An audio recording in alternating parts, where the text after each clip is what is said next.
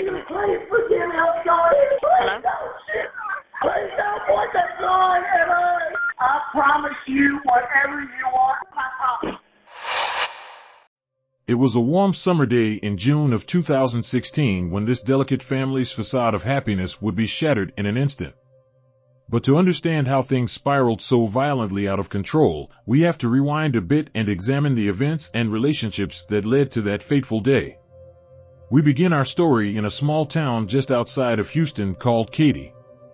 Christy and Jason Sheats had settled there a few years prior after meeting and falling in love as teenagers in nearby Decatur, Alabama. Christy was a bright and bubbly girl who charmed everyone she met with her infectious smile. She excelled in school and had big dreams for her future. Jason was the star quarterback on the football team and captain of the basketball team. Though they came from different social circles, there was an undeniable spark between them from the moment they laid eyes on each other. It wasn't long before they began spending all their free time together, enjoying lazy summer evenings at the lake or sneaking off for intimate dates under the stars. Their friends could see how in love they were and smiled knowingly whenever the pair got lost in their own little world, saying without words everything they felt for one another. As high school came to a close, Christy and Jason knew they didn't want to be parted. So Jason followed Christy to Texas for college, and they got an apartment together in Katy to start their lives as a young family.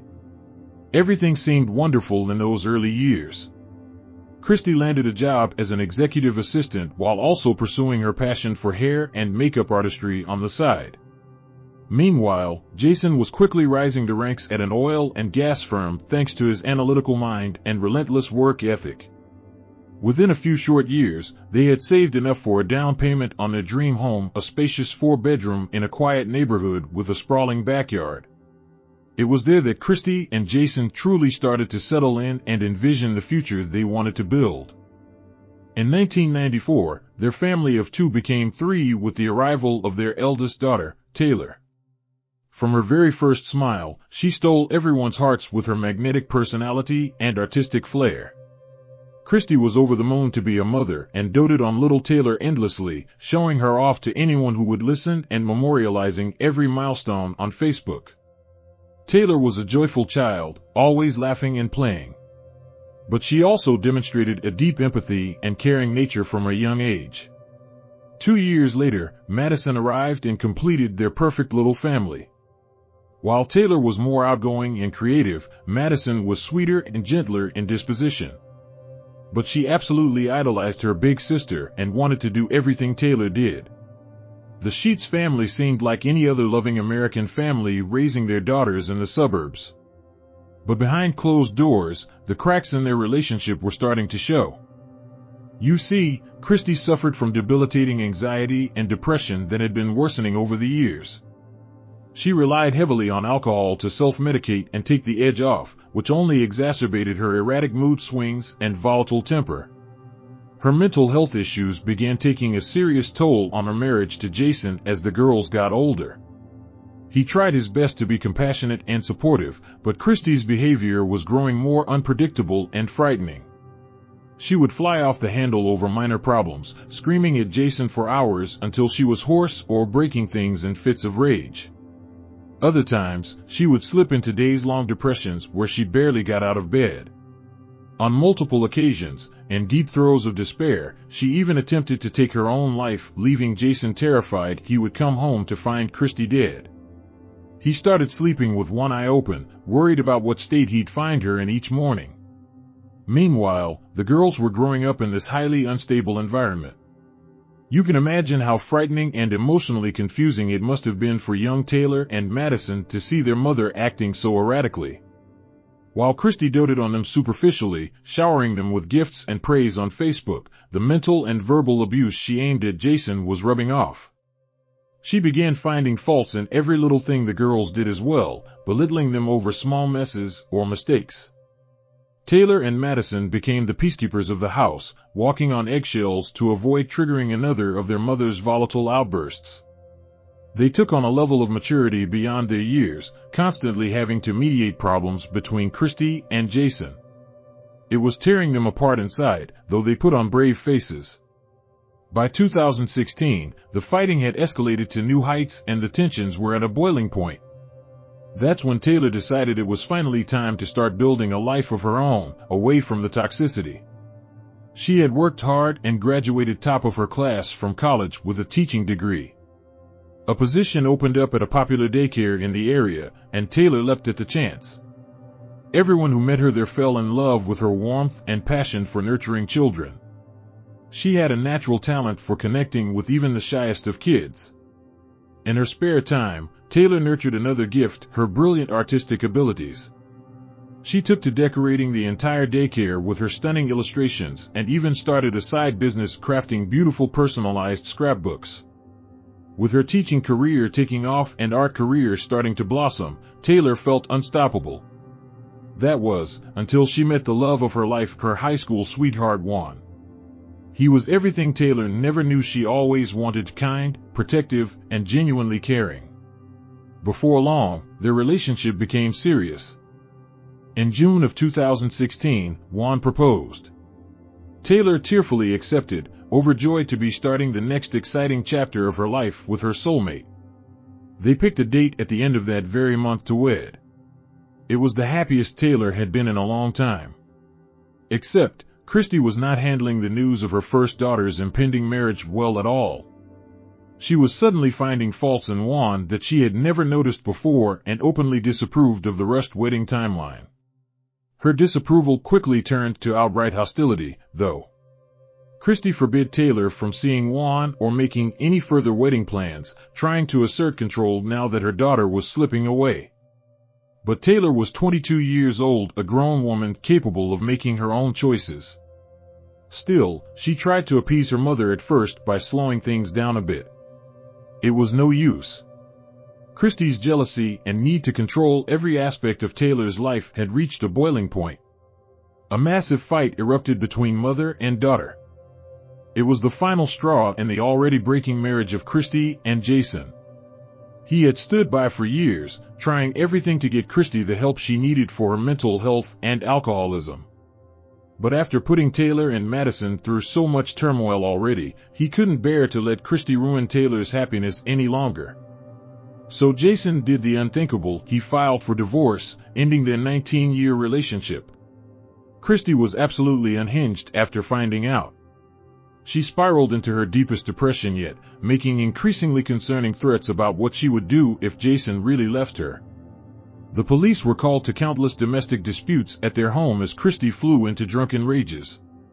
Yet somehow, Jason held on to hope that if he just gave Christy one last chance, her mental state would stabilize after the divorce was finalized. He convinced himself that once the legal battle was over, they could work on co-parenting peacefully for the girl's sake. So Jason did the unthinkable a second time. He took Christy back, hoping his decision wouldn't cost him or his daughters dearly. But it already had. On the morning of June 24, 2016, what was supposed to be Jason's 45th birthday, Christy awoke with a darkness in her heart unlike anything she had felt before. All the rage, resentment, and pain she had bottled up over the years came bubbling to the surface. In a sudden moment of crazed clarity, she formulated the most devious and cruel revenge plot. Christy rose quietly and retrieved the .38 revolver she kept hidden away, the only item of value passed down from her beloved grandfather who had passed years prior. With silent, practiced steps, she crept into the living room where Taylor and Madison still slept peacefully on the couches, completely unsuspecting of the horror about to unfold. Jason stirred in the bedroom, getting ready for the birthday celebrations Christy had promised the night before. Little did he know, this would be the last birthday he'd ever experienced joy on again. When he emerged from the bedroom, Christy was seated calmly on the sofa with the gun in her lap, a cold, steely look in her eyes that made Jason's blood run cold. She broke the heavy silence first. Family meeting. Everybody in the living room, now, he recalled her saying in an eerily controlled tone laced with underlying menace. Still half asleep, Taylor and Madison rubbed their eyes and complied without question. This was a regular occurrence in the Sheats home after all. They assumed it would be the same screaming match as always, followed by tears and slammed doors. But the moment they sat down and saw the gun glinting darkly in Christy's grasp, they knew something was horribly wrong. Jason started pleading with Christy immediately, begging her not to do anything rash in a desperate attempt to defuse the escalating situation. Christy responded by calmly clicking the gun's barrel into place with a deafening click that echoed in the deathly silence. "It's too late," she hissed. "You've ruined our family for the last time, Jason. Now you'll know what it feels like to lose everything." And with that, she raised the gun and pulled the trigger in rapid succession, emptying bullet after bullet into Taylor and Madison's fragile bodies as they shrieked and crumpled to the floor. Jason watched in paralyzed horror, fumbling frantically with shaking hands to dial 911 while Christy calmly reloaded to finish the job. I promise you, please forgive me, I'm sorry. Please don't point that gun at us. I promise you whatever you want.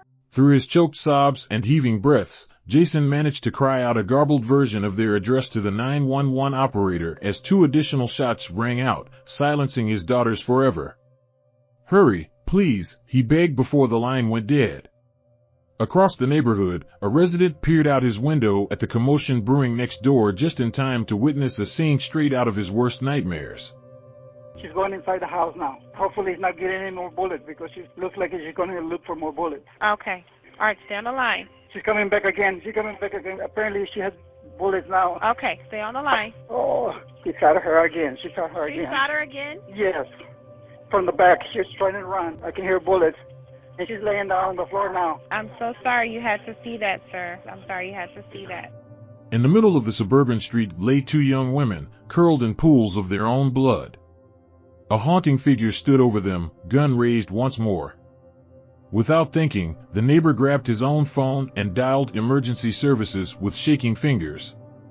His call was eerily calm yet laced with utter terror as he recounted the events unfolding before his eyes in sickening real-time detail. A deranged woman, later identified as Christy Sheats, was methodically executing her own children in broad daylight. Police cruisers descended upon the neighborhood within minutes, sirens wailing. But not fast enough. As paramedics loaded Taylor and Madison's lifeless forms into the ambulance, determined to try and revive their failing hearts against all odds, Officer Brad Johnson arrived on the gruesome scene. He took in the carnage with nauseated disbelief, eyes landing on the perpetrator calmly reloading a few feet away amidst the gore. Finally seeing a uniformed officer, Christy quietly raised her weapon in surrender. But in a heartbeat, she whipped it around to point at her own temple instead. Officer Johnson shouted desperate commands for her to drop the firearm, to no avail. Left with no choice, he fired a single shot that dropped Christy where she stood in an instant, ending her depraved madness once and for all. Her final act was denying anyone the twisted pleasure of seeing her face true justice for her heinous crimes. In those fleeting moments, Christy had managed to murder her daughters in cold blood, destroy what remained of her family, and cheat the system all at the same time. Christy had ample time and opportunity to shoot and kill Mr. Sheats in the home, but she chose not to. Mr. Sheats stated Christy knew how much he loved Taylor and Madison and how much they loved him. By killing his children, Mr. Sheats will have to live the rest of his life with this horrible memory. The aftermath was nothing short of catastrophic.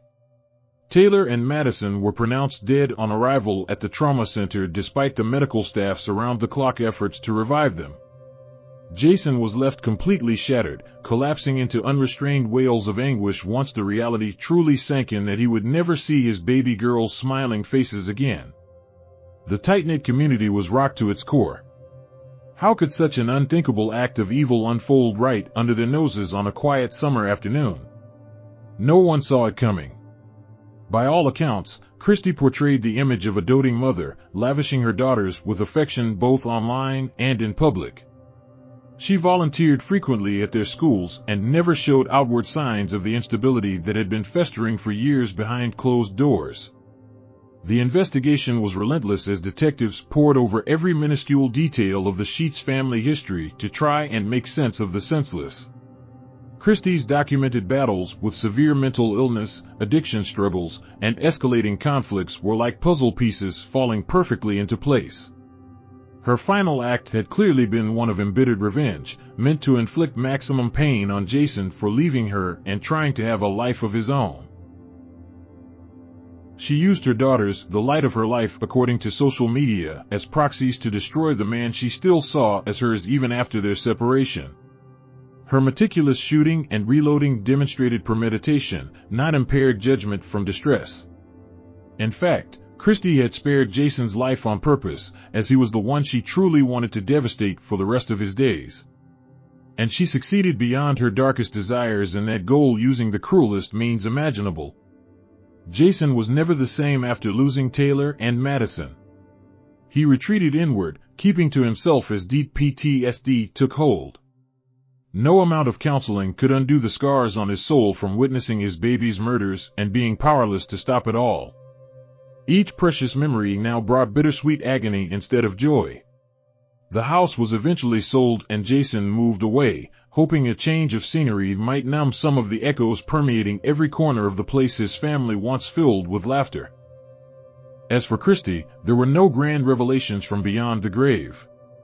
She took her twisted motive and any lingering answers to why she vilified her daughters as proxies for Jason to the afterlife. All that was left in the end were two beautiful young lives cut tragically short, a shattered father recovering from unfathomable pain, and a community left wondering how such evil can fester right under our noses without warning. It proved that not all monsters look the part, and sometimes the kindest smiles conceal the blackest of hearts. Christy's story served as a tragic reminder of mental illness' capacity for warping even the most maternal of souls. To this day, the names Taylor and Madison Sheats are not forgotten in Katy. A simple memorial sits in the spot where they drew their final shuddering breaths, adorned with flower crowns, letters, and stuffed animals left by devastated friends. Prayers are still said each year on the anniversary of their passing. Their premature deaths emphasize just how fragile life truly is, as well as the ongoing need for awareness of mental health issues and their outward signs. While nothing can undo the grief, it is a small comfort that Christy's unspeakable act spurred real change to help protect other families from suffering a similar fate. So in closing, I leave you with Taylor and Madison's enduring legacies of laughter, light, compassion for others, and unwavering dedication even in the face of darkness. Their spirits live on through all whose lives they touched in their too short time here. May we always honor them by spreading more kindness, embracing life fully each day, and never taking those we love for granted. Thank you for watching. Please subscribe.